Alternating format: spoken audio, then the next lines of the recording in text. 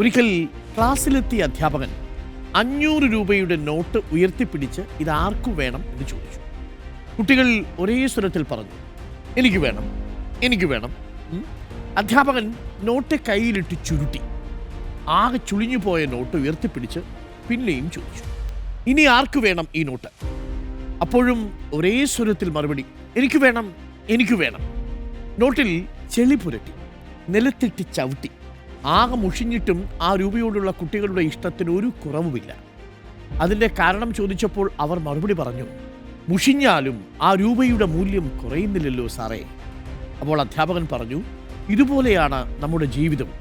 ചിലപ്പോൾ വേദനിച്ചേക്കാം, ചിലപ്പോൾ വലിച്ചെറിയപ്പെട്ടേക്കാം, ചിലപ്പോൾ ചെളിക്കുണ്ടിൽ നിങ്ങളെ താഴ്ത്തിയേക്കാം.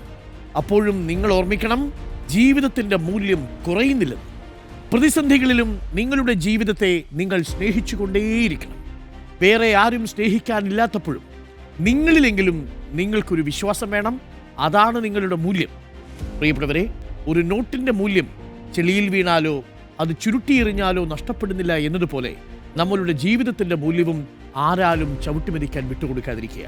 സ്വന്തം ജീവിത മൂല്യത്തിൽ, സ്വന്തം ജീവിതത്തിലൊക്കെ നല്ല വിശ്വാസവും ഉറപ്പും ഉണ്ടെങ്കിൽ ആർക്കും നമ്മളെ ചവിട്ടിത്തേക്കാൻ കഴിയില്ല.